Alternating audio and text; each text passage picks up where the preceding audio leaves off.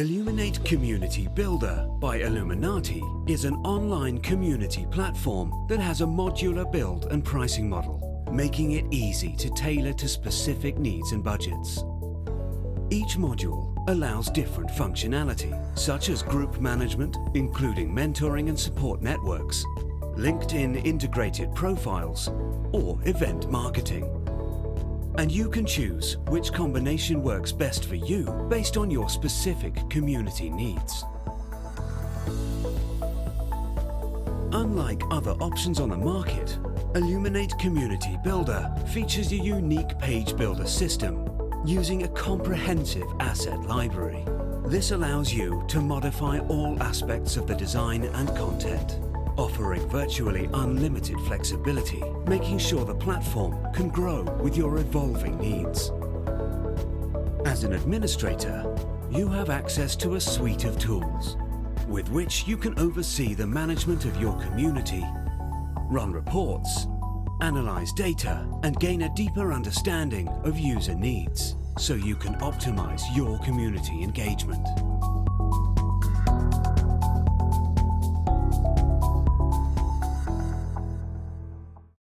Before we crack on, our June event is a brand new event. It's our first Creating Connection workshop. It's on the 30th of June at 3 p.m. UK time. And we will be joined by our very own Maria Gutierrez, who is our strategic and mentoring consultant. In the workshop, we will be exploring 3 common problems that arise when it comes to engaging your own communities and how you can overcome these challenges effectively. The event is free and the link will be posted in the chat shortly. So on to today's event. A passionate connector of people, Nicole has been working in the community space for over a decade. Currently as the Director of Community at Zendesk, Nicole oversees strategy and manages the community team. This year, her team is launching community-led user groups and a customer advocacy program in addition to running their online forum and virtual events programs. Nicole, welcome to the webinar. So I did a brief introduction to you, but Nicole, would you mind just giving us a bit of a background on who you are and how you became a Director of Community at Zendesk? Oh, how much time do you have? No, I'm really pleased to be with you all today. I'm dialing in from Madison, Wisconsin. So for those of you who may not be super familiar with the States, it's a couple hours north of Chicago, so right in the middle of the country and up towards the top. So my background in community, I've been doing community management for about 12 years.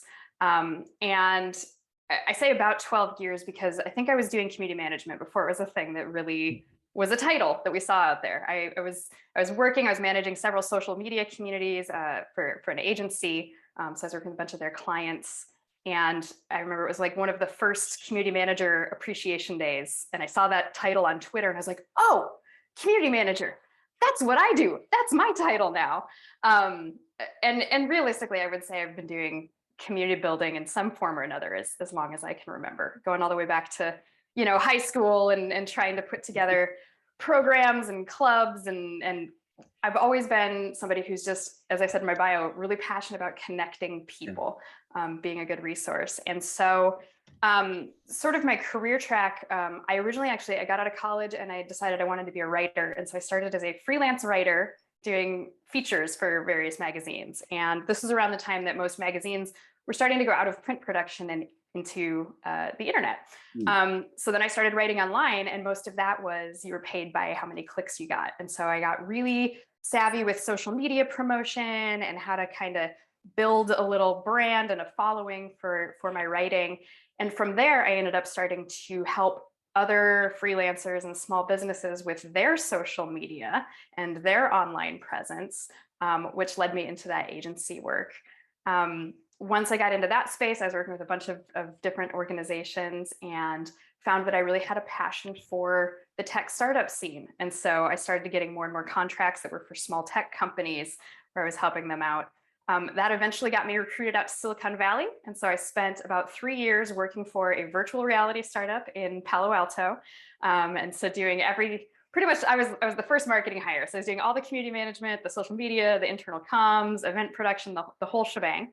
And then after about 3 years of that, I decided I really wanted to focus back on my roots and I joined Zendesk.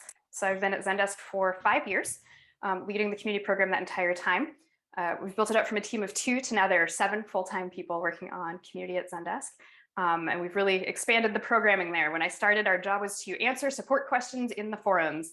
And now we have the forums, which are a much broader scope, as well as virtual events, user groups, customer advocacy, a whole slew of programs that passionate Zendesk customers can participate in. So just to go back one little step. Yeah. But for those people that don't use Zendesk, it's a large company. But briefly, what does Zendesk do? So we make software that basically powers other organizations' customer service operations.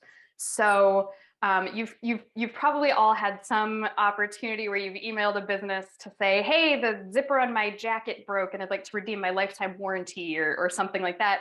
And you've gotten an email back that looks like a little form, and at the bottom it says powered by Zendesk. And so that's our software helping with all of that tracking, coordination. We also do a lot of chatbot and AI powered support. We have some voice offerings, and then of course, knowledge base and community. And so when you first started at Zendesk, was the community already in existence, or did you build the community from scratch? The community already existed, so it had launched in 2008. We actually had 5 communities. So at the time, they had a separate community for each of the products that we had. So one of the first ventures I pursued when I joined the company was saying, hey, let's get everybody in one room. I always like to use the metaphor of hosting a party is my metaphor for being a community manager. And it kind of felt like we had 5 parties in different houses on the same block. And so we needed to get everybody in one place to make it a little bit more exciting. What were the main challenges of bringing 5 different communities together? Yeah, it's a lot of change management. It was communicating it. And some of those had happened because there were companies that we had acquired that had established communities, and we had just sort of left them intact. But over the years, it became clear that they needed to move into the broader thing. So, that was one piece of it. Anytime you're doing that kind of shuffling around with internet content, you're going to lose some SEO. And so there's it was one of those things like, great, we got everybody in the room, our page views are down. And so it took a little while to rebuild that. And then just a lot of the project management of coordinating across all of those different things. So it was a early opportunity for me to get a lot of experience in how to communicate, how to manage the change, and how to drive all that together. But we did it, and it's been really successful ever since. Did you find that with the 5 different communities, and did you find they all had different? Well, they obviously all had different needs, but did you find any struggle with bringing all of those needs together? Did you find any needs that you weren't able to address at all during that accommodation period? I think for the most part, we were able to address all the needs. I think there was definitely a sort of sense of like, but this is our space and this is special for us and we don't want to have other people in it. But ultimately, again, part of the communication and change management was helping everybody understand why the thing we were moving to was going to be better. And really what we were seeing is that a lot of those customers were no longer just using one product, they were using multiple products. And so they were having to sign in and out of different sites depending which ones they had questions about. So it was a lot easier to get that all in one space. I would say the big exception for us was we had a community of developers that we had to merge in, and they really have unique needs. And so the key for us there was to make sure they still had a dedicated space in the broader community that we were bringing them into, and that we're still offering the kinds of content and support that they needed. And I think that's something that can apply to any kind of community. You're going to have probably a handful, 2, 3, 4, 6 different audiences or personas with different needs in your community. And the important thing is to understand what is most valuable to them, what they need, and then make sure you're finding a way to still offer that within your space. So in terms of, I have a question that I'll skip over and come back to, but I'll just try and fit it in. So in terms of the content that you create for the community, now I know a little bit that you spent some time generating user-generated content to your community, but I'd like to know a bit about that, about how you utilized member-generated content, but also how that worked across 5 communities. But also another question is how long did it take for you all these 5 communities to become one, if they have? So I'll answer your second question first. I would say it took about 9 months to do all of the technical merging and bringing together. As far as making the community cohesive and making all those groups feel included, that actually happened surprisingly quickly. I thought it might take a while. But I think that we did a really good job of setting it up and being like, okay, we're all going to go in here together. We're going to introduce ourselves. And we led a bunch of conversations right up front. We really made an effort to help everybody understand what we were there to do. And I think it was also one of those things where everybody thought maybe they were more different from each other than they were, which, I mean, that's like a metaphor for life, right? We always think that we're so much more different from people. And you get in a space and start talking, be like, oh, we have, it turns out we both have 3 cats, or we're from the same town, or, oh, we both work in higher education, whatever the thing is. So it actually didn't take too long, but I think it was because there's a lot of intentional setup to doing that shift. And now don't remember the rest of your question. But no, so the question I asked was, it's all right. The question I asked was around, I know that you've utilized member-generated content in your communities, and I wonder if you could talk more about how you did that and what kind of content was generated. Well, at the end of the day, communities are all content, right? It's all either videos you're producing or written things and that kind of thing. That being said, obviously you want things happening in your community besides just, ours is a product community. And so it can get very transactional in terms of like, hi, how do I do this? Here's the answer. Great, thank you, bye. That doesn't feel like it really builds a lot of connection, right? It's still a very important function of the community. But you also need some things that are a little bit more conversational, where people are talking about the best ways to do something and learning from each other. And so what we did is we created a space in our community that we call, I think it's called user tips right now, where users can post little tutorials. So with our software, there's a lot of things you can do to customize stuff. You might be building reports. There's a lot of things that people need help understanding how other organizations do it, and actually getting help with like, okay, what's the actual code I need to implement on my site? Or what's the actual structure of this, report that I need to put together, or something like that. And some of them have just done even really fun things like, here's how to make happy faces out of the thumbs up, thumbs down buttons on the CSAT survey, right? And so some of it's just little tweaks like that. But what we've seen is that is the most viewed content in the community. It's not always the most engaged with, right? In terms of like comments and questions like that, which I think speaks to how thorough some of these things are. They're, pretty detailed. But every month we look at it, and those are the things that get the most page views and where people are spending the most time really using it. And so that's really high value knowledge for us. And so we regularly run little campaigns and things where we will come up with a theme, and we'll have some rewards or some prizes, and really encourage everybody to take the time to sit down and share those tips. Another thing that we've done with user content, we've kind of experimented with over the years, is actually starting to integrate some of our user responses into our official knowledge base. So when we see a customer ask a question and somebody else provides a really good answer, we will go ahead and turn that into an article that we'll put in our documentation, that we'll make sure to credit the community member and say, hey, this answer came from Joe Smith over in the forums. And that's been something that's been really great to both build out our knowledge as well as to recognize our users. We're still working on how to bring some automation to that and really do it at scale. But I've always liked the saying that community is built by things that don't scale, and some of those hands-on and some of those manual activities. And so I'm okay with doing it that way for a while. Now, you mentioned incentives and whatnot. And now I know we had a chat the other day about gamification, and it's not really the right word, but you used the word incentives, which didn't come up in my brain when we were talking the other day. But yeah. in terms of community engagement, how do you get the most out of your most engaged members? So this is actually super important, and we could probably talk for the entire hour on this alone, because everybody knows about the 80-20 rule, right? That probably 20%, in this case, 20% of the people are going to generate 80% of the content. And I think in communities, it's even more dramatic. I think you've got like 20% of the people that use your community will engage. And that means there's 80, maybe even 90% of people that use your community just read. They may or not ever post. They may not ever participate. They're just there to absorb the information. And we should never forget about that audience. But you're going to focus on those top people that are really contributing. And like I said, in the community, you maybe get your 10 or 20% that are participating. There's probably 1 or 2% of the people in your community are going to be super active. They're going to be your people that are in there every day, that are proactively answering other users, that are writing these great tips and tutorials. And it's super important to engage those folks, because they will eventually burn out if there's not sort of a structure to that, right?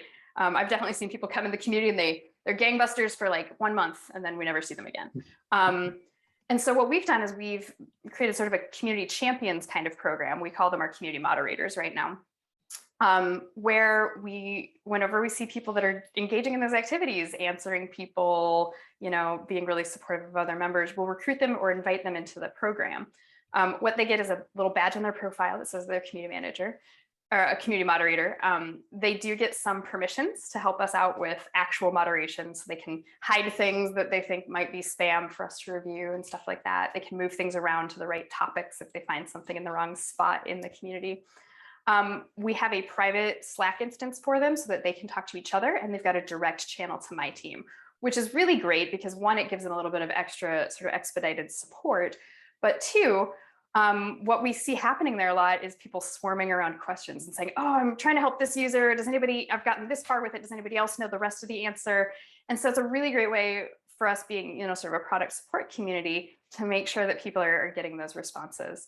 And then we survey them every 6 months and we ask them, what they want. And we basically sort of built the program for them, and things that they've told us over the years are like, we really want more opportunities to talk to the product managers at Zendesk. So now every month they get a private call where they get to talk to the product manager of their choice. So they vote as a group, and then we bring that person in and do a Q&A and little roadmap discussion, and they love that. We make sure that we recognize them a lot at events. These are people that we often tap into to be guest speakers if that's what they're interested in. We send them all kinds of swag. They have their own logo for the program, that kind of thing. Once we start gathering in person again, we'll probably try to get them together. But it's really great because we have about 40 people now who are like these super rock star members of our community that we talk to every day. We know them. We know, what's going on in their lives. And they're not only really good at helping the community, but when we do have something coming up, like a big change, they're really good at helping us get the word out with other users. And it starts to really build that peer-to-peer conversational piece where these are the folks that we want to nurture, we want to lean into. And so I think that coming up with ways to recognize, incentivize, and continuously engage your top members is just one of the most important strategies that you can implement in a community. Do you find with your members that you get sort of new, this is a question that's coming off the top of my head, new members, do you have any strategy in place for dragging some of those brand new members up to get them contributing straight away? Or do you find that they just naturally do it because of this group of super engaged members? I think the group of super engaged members helps. That being said, you do want to have some recognitions and rewards all along the way. So we're actually working on implementing our first badges in the community in the near future. I can't believe we've gone this far without it. I will say that I think badges and gamification are important. I don't think that they're the most important thing. Clearly, you can build a really strong community without it. It's a good tactic to implement if you have the ability, but you have to be really thoughtful about it. And so, some of the things that we're thinking through right now is we know it's helpful for new people to get a badge right away, so that one, they know that those are things that they can earn, and two, it kind of gives them that little like, oh, hey, somebody recognized that I'm here. Cool. You want to have a couple things that people can earn right up front, maybe a newbie badge, maybe a first post badge, or a first 5 posts badge or something like that. And then they start to get a little bit more spread out and a little higher value as time goes on. So we're talking about doing like a 5 post badge, a 10 post, and then like a 25. And the idea is that helps encourage people to kind of engage over time. But let's be honest, most people are not like sitting there over their coffee in the morning saying, oh, I think I'll log into the community today and try to answer 5 posts so I get my next badge, right? It's a little dopamine hit, it's a little recognition. It's not gonna drive people to come log into your community. But the other thing that I think badges are really helpful for is giving validity and context to the people that are in there answering questions. And so you want things that are not only sort of participation based, but for us, for example, we also have like certification exams, and we want everyone that's certified to get a badge for that, so that when they answer other users, those users know that they're talking to someone that has a certain level of expertise. You're building that level of trust. Exactly. So I think, it's really going to vary by what kind of community you have, what kinds of behaviors you want to recognize. But I actually think the most important thing that badges can do is provide that context and help to build that kind of trust. So what are the goals for the Zendesk community now? And in the time that you've been the director of the community, have those goals changed much at all, or have they stayed relatively the same? And how are you doing with them? Great questions. So, when I first started, like I said, we were primarily responsible for answering support questions. And so a lot of what the community was measured on was how many questions we were answering and how quickly. I think one of the biggest challenges for a lot of communities, every community manager you talk to, every community manager conference you go to, you hear everybody talking about how hard it is to get the data that they need and the insights. And because of that, we have a tendency to measure volume rather than quality. So, one of the first things I did is I started saying, hey, it's really helpful to know how many questions we're answering and are they getting answered quickly? But I also want us to be doing some QA. What's the quality of those answers? Are they good answers? Are they correct answers? Are they in-depth answers?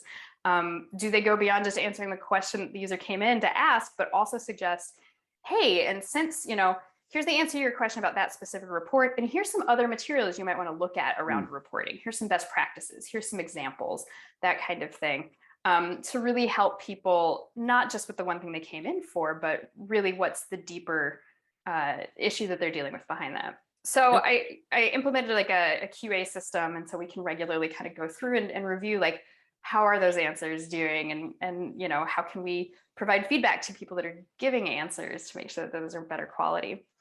As our program has expanded and we actually moved from our support organization into our marketing organization as part of that scope expansion, now we're also looking at things like how many people attend our virtual events, how many questions we answer in those events, how many knowledge-based articles we're able to produce based on those conversations. So if we answered 80 questions at the event, can we publish 50 new articles that answer 50 new questions that now other people can go search for and find? We also do regular surveys in our community so that we can understand the customer satisfaction with it. And so, you started the question with like, what are our goals? At the end of the day, our goal is to increase customer satisfaction.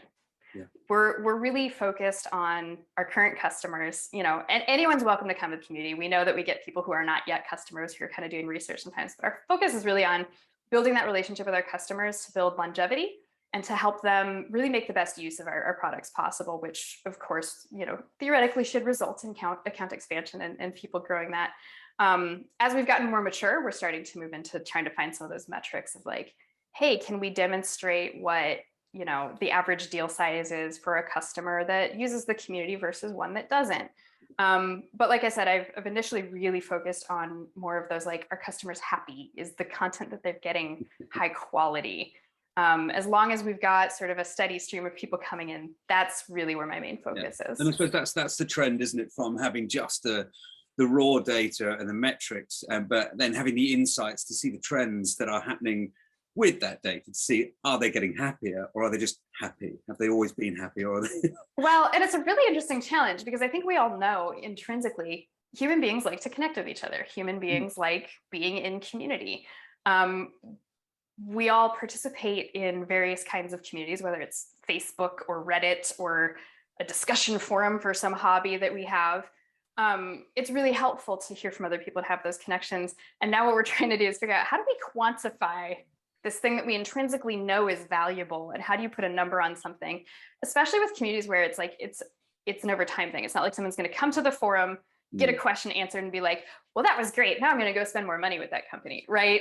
It's as they get their questions answered, they're likely to continue being a customer and therefore likely to continue making purchases or whatever your metric is.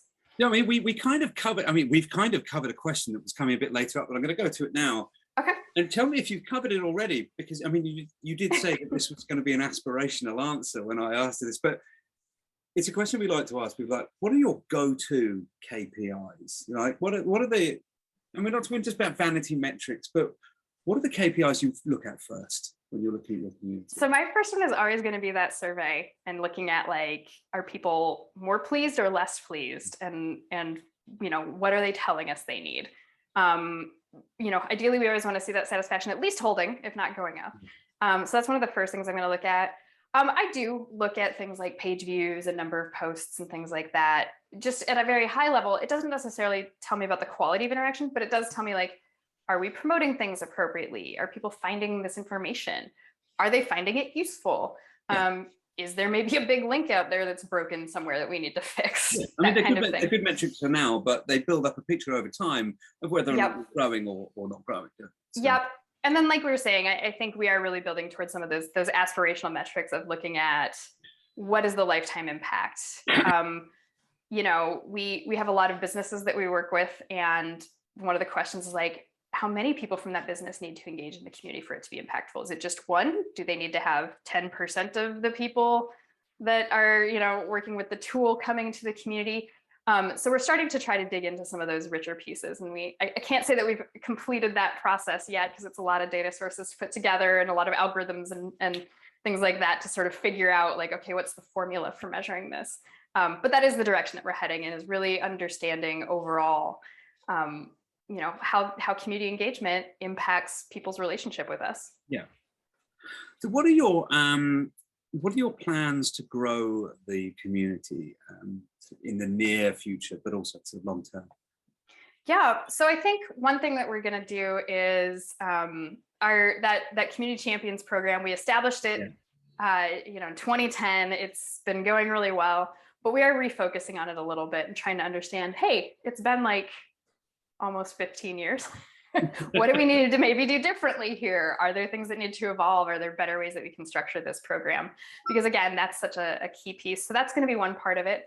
Another piece for us is really looking at different ways to connect users to each other. And one of the things you have to recognize is, just like we all have different learning styles, we all have different communication styles, people have different engagement styles too.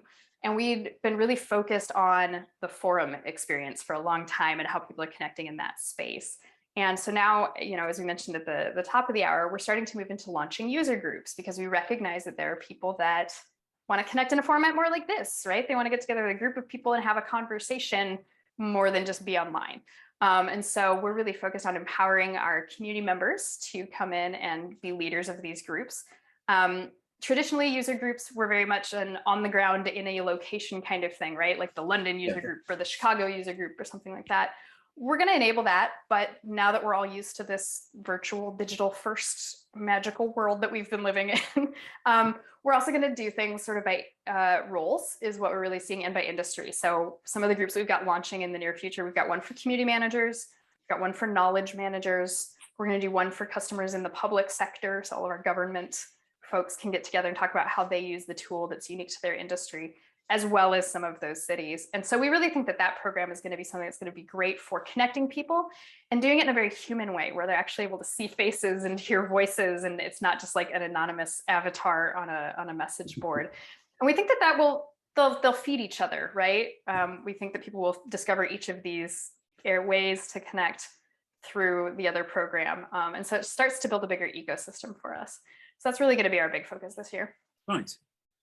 So over your time there, and we'll keep the focus just on the Zendesk side of things, but what are the biggest surprises? What's the biggest surprises that you've encountered along the way with your community? What hasn't worked that you thought was really going to work, or what worked much better than you thought it was going to work? I think there's one part which is always like, we'll put together something, right? We'll have a contest. Or we did this big event called Community Day last year. And it's like, you put so much effort into it and you think it is the biggest, coolest thing. And you can't imagine that anyone in your community wouldn't want to participate. And you go put an announcement out there and you get like 2 thumbs up and like a couple registrations. And so I think one of the things that's always surprising is how much you need to communicate something. And it's really can be challenging to find that right balance between communicating something and hyping something enough that everybody understands what it is, and not oversaturating and irritating them. Because it comes down to knowing your audience as well, and not oversaturating them. And you can be inside your own bubble sometimes, and we've all been guilty of that. Like you said, when you're planning a thing and you think it's absolutely amazing, and 2 people like it, you're like, oh, great. Yeah. And it's like, did I not communicate it right? I think, you know, we all have that tendency to like use our own jargon and our own language. You really got to be thinking about everything from your community members' perspective. What's going to resonate with them? What's going to make sense to them? Not how do I want to talk about this, but how are they going to talk about it? So I think that's one. I think the data thing is always surprising. You know, it feels like with all the technology we have in the world and all these big data companies, you should just be able to like point a couple of things at each other and be like, okay, cool. Now we know everyone that's in the community and what all their demographics are and what all the impacts of these things are. And it's actually a ton of getting databases to talk to each other. And oh my gosh, what if a user uses a different email address to sign in to the forum than they do to sign into their training module? And how do you align those things? So that's been really interesting. Some of our team would absolutely understand those struggles. I'm sure. So I would say those are the two biggest things that have been a little bit surprising for me. But great opportunities to learn and build skill sets. So. So what are your, in terms of growth, what are your plans for the future? And I don't mean you personally, I don't mean for Director of Community, but your community plan. What are your plans for the future? Yeah, I've actually, it's interesting you ask that, because I've been sitting here this week starting to make my roadmap for 2023. And we follow the calendar year at Zendesk. So I'm like 8 or 9 months ahead of the game here. Oh, yeah. But you really have to do some of that long range planning, especially when you're getting into a larger organization and things like that. So we're really kind of trying to figure out what that's all going to look like coming up. Right now, we have our product feedback embedded in our community. I'm toying with the idea of breaking that out into its own space. Because I think that the kinds of conversations that happen around that kind of feedback are really different from the kinds of conversations that bind users to each other and that support users. Feedback is mostly users talking to the company. They're not really trying to talk to each other about it, except sometimes to say like, yeah, I hate that too. Or yeah, that's a great idea. It's good data. See what Sam said. It's amazing data. I mean, feedback is absolutely a gift. You want to have that, but we're looking at ways that we might be able to pull those out and sort of break those apart a little bit. To really facilitate the different kinds of conversations that happen in those spaces. Continuing to figure out how do we connect all the dots between all of our ecosystems. One of the big things we've really been focused on this year is collaboration and cross-functionality with other teams. And so for a while we had like 6 different teams that were all planning webinars, and they were for slightly different audiences or on slightly different topics. But at the end of the day, there's actually a lot of overlap. And so this year I said, let's get everybody in one room and let's plan it all together and let's have those events all. And it worked really well. And so we're also really continuing to look at how can we be more cross-functional? How can we share these things? And I think this is super important because most community teams are fairly small and it can be hard to grow them. And so it is so important to build up those relationships internally with other teams and figure out where you can share some of the burden and some of the effort and some of the budget so that you can really build out a program that's robust. I think this is also a key strategy because it really helps to thread the community throughout the organization and helps everybody else in the organization understand it and have a stake in it. So I'm a big promoter this year of figure out how you can be cross-functional, figure out how you can collaborate, figure out how you can bring, have those dotted line relationships where you can start to bring people from other parts of your organization into the community to help support it. Well, actually, perhaps if they're a bit late, in a few minutes when we go over to this open Q&A, perhaps if there's anybody that is dealing with their sort of own interdepartmental stories, that would be an interesting thing to have a chat about. One thing I noted down but forgot to go back to, which popped up, was the notion of A/B testing your content. And it's me as a marketer, we do that quite a lot. We test different types of content, see which works best. Is this a process that you do at all with your, not just content, but with the way you interact with your community? And if so, how has that worked for you? Yeah, I'm a big fan of A/B testing as well. I have a bit of a marketing background myself. And so I think it's super important. It's not always possible in a community because so much of the content and conversations are generated by users.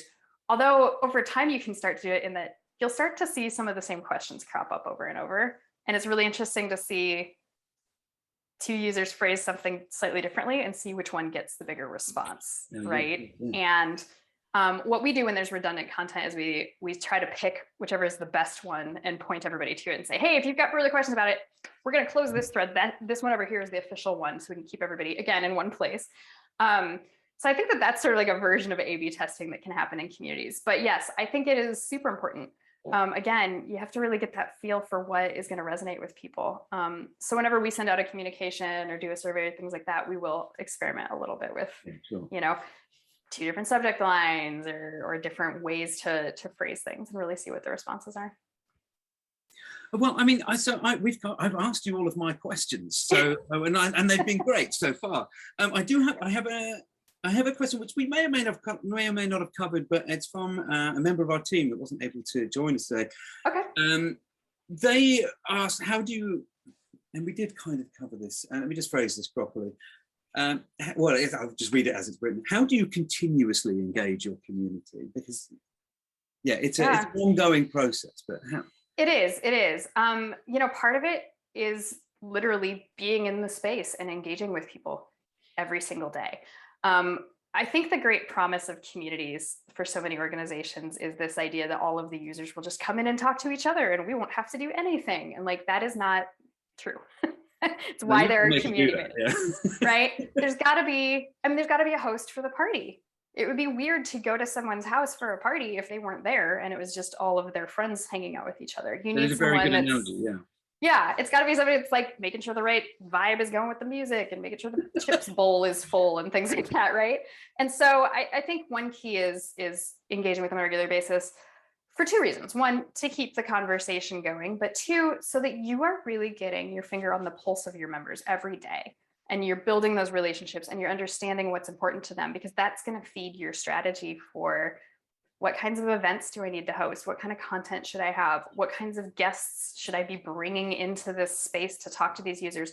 What matters to them? Especially when we're launching new communities, often we have an idea of what this community is for, right?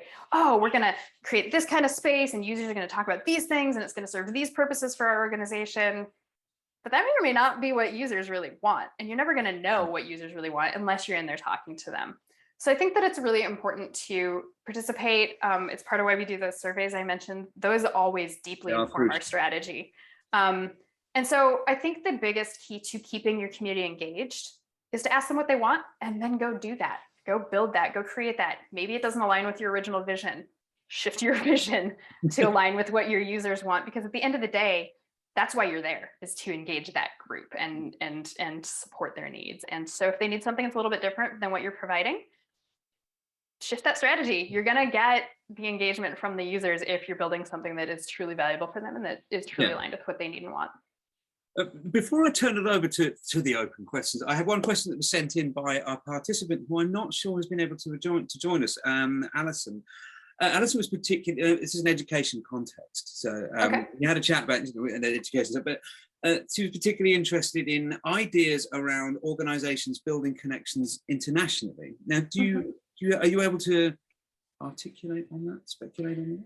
Yeah, so our community is global. I think one of the biggest challenges is that it is not too difficult to build community for a worldwide English-speaking audience. It's much harder when you get into non-English speaking spaces.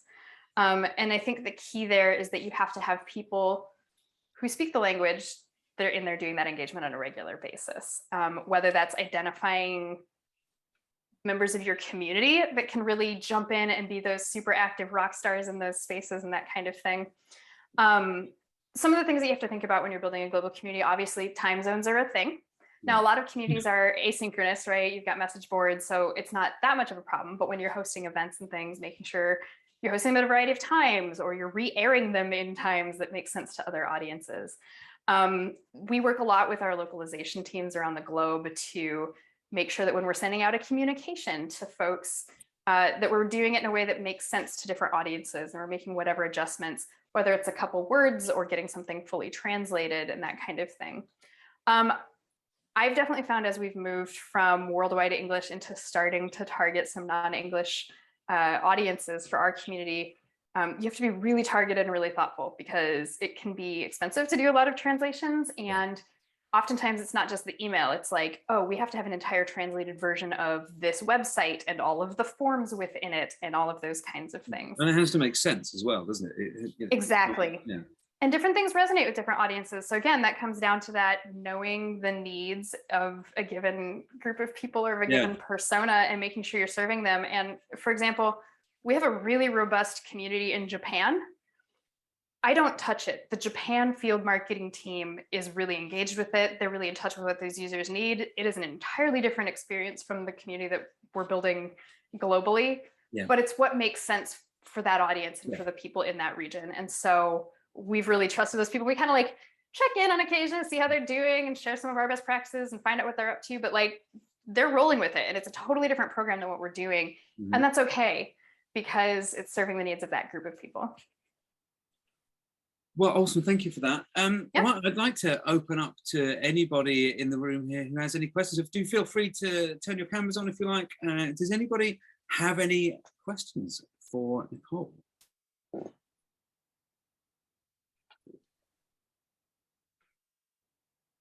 I covered everything. We covered absolutely everything. That was it. There's nothing else to ask.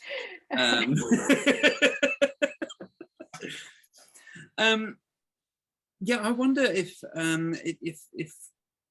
nobody has any other questions. I wonder, we spoke yesterday about engagement, and I wonder if, I don't have anything specific written down, but I wonder if we can just talk a bit more about that. Do you have any? What advice would you give? Because here's a good question. You're from a corporate world. Majority of people that you come to our events are actually education based. What advice do you have any advice that you would give to an entity that's not from the corporate world? There's more of an education space, where your goals might be more sort of financial based rather than education goal based. It's interesting, because I actually do think that there's a big intersection between education and community right now. One of the things that we're seeing in the community industry, and again, I'm seeing this in corporate, but it probably applies to many kinds of organizations, is a real merging of things like people embedding their LMS into their community, bringing, I mentioned offering badges and gamification for certifications, bringing those recognitions for completing educational programs into the community. Now, thinking about a higher ed situation, like you said, you probably have different goals. So again, first and foremost, always figuring out what it is that the users are looking for. I think a big thing too is making sure that you're celebrating the things that are most meaningful to your organization and to those users, and giving those opportunities. And, maybe it's completing a program, maybe it is, giving some substantial presentation or publishing something important. You want to highlight and celebrate the successes of your members that are involved with what you're doing, but also the things that are related and maybe outside of your organization. For example, when we see a community member on LinkedIn that gets a promotion at their organization, we make a big deal about it. And we celebrate it. And I try to send handwritten cards to people whenever we can, those little moments of surprise and delight. We didn't have anything to do with that promotion most of the time, right? My company is not engaged with how that person's career is going, but that person is engaging my community as part of their career. And therefore I want to celebrate all of the aspects of their career. And so, you have to kind of feel out what is going to make sense and what's also not going to feel overly personal and invasive for people. Sure. Again, you got to know your members really well. Yeah. But think about ways that you can have those celebrations and help people really feel appreciated and really feel seen as human beings. That's going to really help with that engagement. And I think that that's super relevant in an education setting. A quick question. What is LMS? Oh, learning management system. Learning management. So I wasn't sure, but somebody else asked the question. So now I get to ask it. And I'm saying this and I'm suddenly realizing like this could be a US thing and maybe we call it something else in other places. So please feel free to call those out. But yeah, we're seeing that a lot of organizations are doing that. The other thing that I'm seeing, and this could be really interesting, is ways that we're starting to see communities embedded into instructional design. So for example, I was taking a class through Coursera, which is one of those online places you can go and take lessons from various universities. Yeah. And the end of every module, they gave a prompt and a link to a place in a forum where then the students were going to go and discuss everything that they just learned. And it was so helpful for that sort of synthesis part of learning and for grounding the things that you just used, and also getting some examples from other people of how they're applying it in their situations. And I'm a huge fan of this. I thought it was a great way to move through that material. I thought it was a great way to connect with other people, and sort of, especially when we're all virtual like this, it's so easy to just sit and watch an 8-hour course online and be like, okay, I learned something. But if you go and connect with people in a forum or in a chat room or a discussion, you're going to absorb that material so much better. So I'm a huge fan of integrating community engagement into instructional design. Yeah, I completely agree. I'm doing a learning course myself at home, and the video on your own section is probably the least engaging part of it. The study group bit, that's where we actually start to learn things. I have a question from for you, Nicole, from Hannah. Hannah Morris. Question for Nicole. I'm going to read it directly. Do your community members engage on your social media channels in addition to the main Zendesk forum? And if so, which channels? And she says, I work for the University of Liverpool, and we find LinkedIn is huge, as when graduates post on there, it raises their own profile. I'm sorry, Nicole, I read that a bit badly. Sorry about that. No worries. I think I got the concept. Yeah. So this is another interesting thing is one of my rules in my company is don't ship the org chart, by which we mean historically, and I see this in so many organizations, it's really easy to divide up, oh, well, my team runs the forum and webinars, so that's the community, and this team runs social media, and so that's not the community. The reality is the community is any place that you talk to that same audience. And we absolutely see people that are in our forum, they're on Reddit, they're on LinkedIn. Like you said, a lot of them are on LinkedIn. We see people on Twitter, not as much on Facebook these days, but that may be just because we're in, a corporate setting. So people aren't going to Facebook to talk about their support tickets, at least not often. But I think it is really important to look across those. And so like when we're thinking about the tools, one of the things I'm looking at is a tool where we can start to, it's really cool. It'll actually like take user profiles from all these different places and try to match emails and things like that. So you can start to get a view of a single user's engagement across all of your different engagement spaces, which is really cool because it gives you a much more holistic picture of what they're doing. It also gives you a sense of like, oh, are people frustrated with the forum and they're going on Twitter to complain about it? Or are they going on social media and then somebody's saying, hey, did you know they've got a discussion forum and coming over and joining us? What's that look like? But to what you were saying, Hannah, about how people are posting on LinkedIn to really boost their profile. Yeah, that's super important. And so I actually give a lot of thought to how we can also engage our community members on LinkedIn. So for example, those community champions are super active people. Once they've been with us 6 months, I go and write a recommendation for them on LinkedIn. I use that little like reference tool that it has and talk about that and give them credit. Say, hey, this person's been really active in our community. They're super knowledgeable on this topic. We love how generous they are with their time and how great they are at helping other people. When we have community recognition, so we give awards once a year, and then we also obviously recruit people in this champions program. We actually send them little like graphics that they can use to be like, I'm a Zendesk community moderator, and like announce it on LinkedIn as a big deal and celebrate it. And what's really cool is then you see all the other people getting on, like doing the little clap emojis and that kind of thing. And so I think it's really important to think about the whole ecosystem of where these people engage. Obviously, some people are going to move through all those spaces. Some people have a preference to stick to just one. But I bet you're going to see a lot of people are going to sort of cross those spaces. So I hope that answers the question. And if there's more, please feel free to find me on LinkedIn and ask. Yeah, do connect me on LinkedIn afterwards. And Hannah, I'm sorry I butchered the end of your question there. I'm not wearing my glasses. A question from Zoom user. Do you act as a knowledge broker, and who generates the knowledge in this case? Now, we kind of covered this, I think, with the member generated content, but yeah, the knowledge broker is a lovely phrase, but do you feel you act as a knowledge broker in some of these cases? Absolutely. So most of the members on my team are deeply knowledgeable in our product suite, and we do try to answer questions for users as much as possible. We also try to identify when we're getting a lot of questions or conversation on a particular topic and say, we need to provide some content around this, right? We need to do a Q&A, or we need to have a blog post, or we need to produce an event where we can start to share that out. We also work very closely with our knowledge management and product documentation teams. And actually at Zendesk, it's one of the more unique things we do with our community is that we allow people to comment on all of our product documentation and in our knowledge base, and we consider that part of the community. So when I measure the community, I'm measuring not only what's happening in our forum space, but also what's happening across all of those conversations. And that has been a really interesting journey to understand what all of that looks like.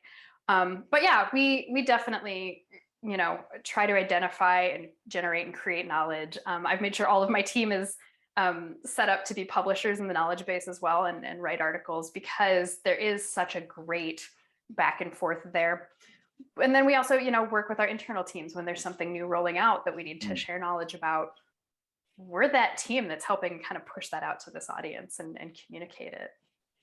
Have you found that the community has actually been, I can't think of the word, directly responsible for a new feature? Are you at that point? Yes and no. I think the hardest thing about, so, every feature we ever roll out, the community participates in the feedback of that at some degree. It's rare that there's something where they're like, we would like this button to be blue. And we're like, 2 weeks later, we've made that button blue, right? And I think part of it is that the way that user feedback tends to work is very granular, very specific. I want to be able to report on this specific thing, or I would like to see this specific thing. The way that product development works, it tends to be like, we're doing a whole project about reporting, and we're going to integrate all of these little one-off asks into this bigger project. And so, yes, absolutely, the community is directly responsible for certain features, but it can be very hard to actually tie that through line. Other than, I will say, there was this hilarious thread that was going on in our community for a long time where people, they just wanted to be able to use color in this one like editor space, right? Like have colored text. And it was like, people were just like, oh my God, why haven't you guys built this yet? This is so easy. It's such a basic ask for us. And finally, there was a new product manager that came on and she was like, can I just make this my first project? And she just went and built exactly what they were looking for. And so that was one where we could be like, yes, you guys asked for it and we built it. Here you go. But yeah, it's a challenging nuance. And I think it's challenging for anybody that takes in user feedback in the community and then needs to act on it, that I think user expectations are often, I provided this feedback, you should act on it and let me know once you've done so. And most organizations are like, boy, we're going to take all of that feedback and kind of the zeitgeist of it and figure out what's the bigger solution that we're going to roll out. And it may not look exactly the way that users are expecting when they were initially making those requests. There's an interpretation of timescale, which probably should happen a bit more often, shouldn't there? But when the people say, I want this now, and you go, well, yeah, we can have this, but it's going to take some time. Well, it's also the whole, like, I don't know if you ever heard the joke of like, if Henry Ford asked people what they wanted for transportation, they would have told him a faster horse. Yeah, exactly. Yeah. He invented a car. And that's often what our product managers are doing. They're looking at all of this feedback and saying, okay, I don't want to make these incremental fixes. I want to come up with a solution to all of this that is new and innovative and bigger. And so that's where that can get a little cloudy, I think, sometimes for people. Does anybody else have any questions for Nicole? I am a public health mentor. I'm also a public health consultant, but currently I am running a on-demand mentor program for current and aspiring public health professionals. And we do so many things on the inside, and there has been quite good engagement, but I'm looking to further engage them in the on-demand portal. What are your, if any, do you have any additional ideas to, continue to have them engage and kind of talk with one another and talk with me? I do surveys, I have action items, I have like the on-demand videos.